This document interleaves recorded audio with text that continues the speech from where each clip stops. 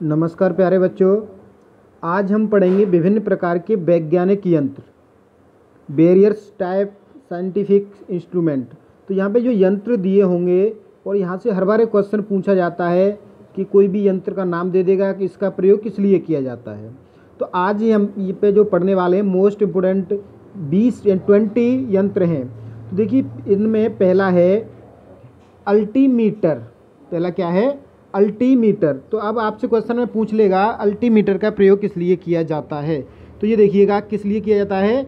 ऊंचाई मापने हेतु, ऊंचाई को मापना है तो किसका प्रयोग करोगे आप? अल्टीमीटर। अब क्वेश्चन को रिवर्स भी कर देगा कि ऊंचाई के मापन में किसका प्रयोग किया जाता है। 4 ऑप्शन होंगे तो आपको टिक क्या कर देना है? अल्टीमीटर। तो आपको कंफ्यूज नहीं होना है कि अल्टीमीटर ही पूछे, ऐसे भी रिवर्स करके भी पूछ लेगा ऊंचाई का मापन करने के लिए किसका प्रयोग किया जाता है। चलिए अगला देखते हैं।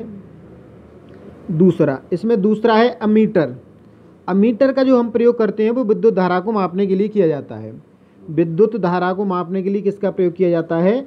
अमीटर का प्रयोग किया जाता है। अब देखिए तीसरा है एनीमोमीटर। एनीमोमीटर का प्रयोग किस लिए किया जाता है? तो देखिए वायु के वेग को मापने के लिए, वायु को अगर वेग मापना है कि वायु की जो गति है वो कितनी है, तो किसका प्रयोग करोगे आप? एनीमोमीटर का प्रयोग करोगे आप। या फिर ऐसे बोल देगा वायु के वेग को मापने के लिए किसका प्रयोग किया जाना चाहिए, तो एनीमोमीटर। या एनीमोमीटर का प्रयोग किस लिए किया जाता है, कैसे भी पूछ लेगा तो आपको क्या कर देना है? एनीमोमीटर का संबंध वायु से है। एनीमोमीटर से क्या मापी जाती है? वायु का वेग मापा जाता है। तीसरा हो गया। चौथा देखिएगा बैरोमीटर। बैरोमीटर का प्रयोग किस लिए किया जाता है? तो देखिए बैरोमीटर का जो प्रयोग है वो वायुमंडलीय दाब को अगर हमें मापना है तो बैरोमीटर का प्रयोग करेंगे। अब देखिए क्रेस्कोग्राफ देखिए ये होता है पौधे की वृद्धि के अवलेखन हेतु, यानी कि अगर पौधे की वृद्धि हो रही है तो किस से मापोगे आप? क्रेस्कोग्राफ पे मापेंगे आप। ठीक है। अब देखिए क्रोनोमीटर का देखिएगा तो ये क्या है? आकाशीय पथ जानने के लिए जहाज में लगाई जाने वाली घड़ी होती है ये। ठीक है। यहाँ थोड़ा नहीं दिख नहीं रहा है आपको, ये देखिएगा क्रोनोमीटर क्या है? आकाशीय पथ जानने के हेतु जहाज में लगाई जाने वाली घड़ी है ये। अगर आपसे पूछ ले कि क्रोनोमीटर का प्रयोग किस लिए किया जाता है, तो आकाशीय पथ जानने के लिए किया जाता है। क्रोनोमीटर क्या है? क्रोनोमीटर घड़ी है। कैसी घड़ी है? जो जहाज में लगाई जाती है, जिससे क्या है हम आकाश में जो अगर जहाज चलाते हैं तो हमें रास्ता देखने में आसानी होती है। अब ये देखिएगा सातवां है कार्डियोग्राफ। अगर आपको कहीं भी वर्ड अगर कार्डियो दिखता है तो कार्डियो का संबंध है हृदय से। किससे संबंध है? हृदय से है। कार्डियोग्राम मिले का, वैसे ग्राफ होगा ये, ग्राम थोड़ा मिस्टेक है यहाँ। तो क्या है? कार्डियोग्राफ या कार्डियोग्राफी।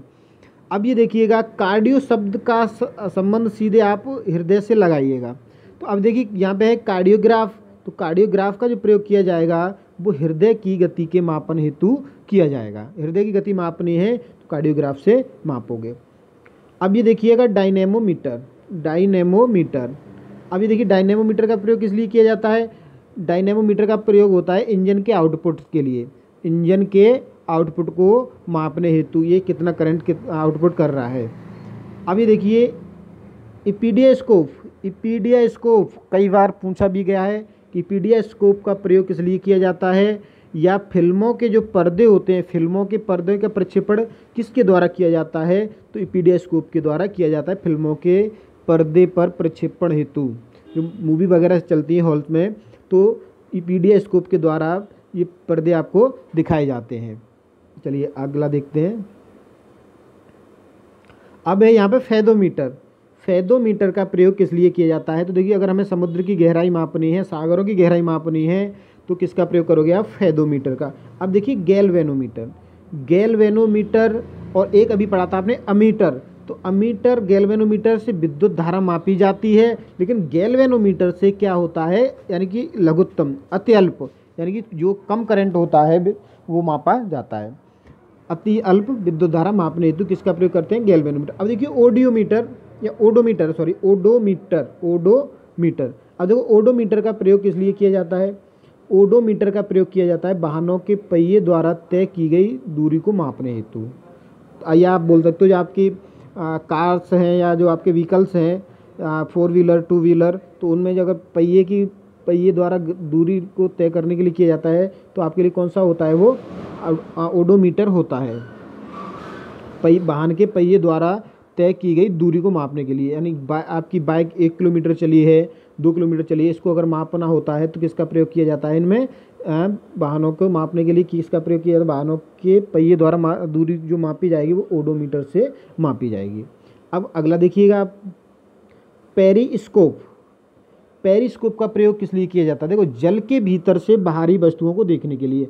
अगर आप जल के अंदर हो, अगर बाहर की अगर आपको वस्तुएं देखनी है तो पेरिस्कोप का प्रयोग करोगे, जल के भीतर से बाहरी वस्तुएं देखने के लिए किसका प्रयोग किया जाता है, पेरिस्कोप का। अगला है फोटोमीटर। फोटोमीटर तो देखिए प्रकाश की तीव्रता, फोटोमीटर से क्या मापी जाती है, प्रकाश की तीव्रता मापी जाती है फोटोमीटर से। अभी देखिएगा पायरोमीटर। पायरोमीटर से जो मापते हैं हम अत्यंत उच्च ताप, जो हाई टेम्परेचर है उसको किससे मापा जाएगा, पायरोमीटर से मापा जाएगा। अभी देखिएगा रेडियोमीटर। रेडियोमीटर है इलेक्ट्रोमैग्नेटिक रेडिएशन के रेडिएंट फ्लक्स को मापने के लिए, यानी कि कितना रेडिएशन हो रहा है। दोबारा से देखिएगा, रेडियोमीटर क्या है, इलेक्ट्रोमैग्नेटिक रेडिएशन के रेडिएंट फ्लक्स को मापने के लिए। अभी देखिए अगला है सीस्मोमीटर। सीस्मोमीटर भी आता है, सीस्मोग्राफ भी आता है।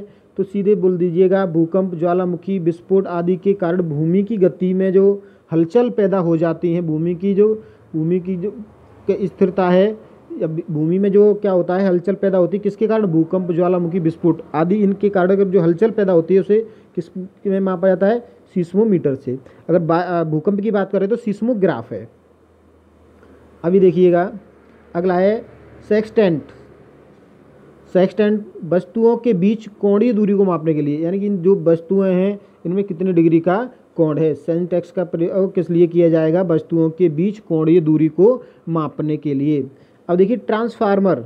ट्रांसफार्मर का प्रयोग किस लिए किया जाता है, प्रत्यावर्ती धारा को वोल्टता को परिवर्तित करने के लिए। जो हमारा क्या होता है, जो ट्रांसफार्मर का काम क्या है, ये जो हाई करंट आ रहा है उसको क्या करना है, लो में कन्वर्ट करके देना है। ठीक है, तो किसके लिए, प्रत्यावर्ती धारा को वोल्टता को परिवर्तन करने हेतु। अभी देखिए टेली प्रिंटर।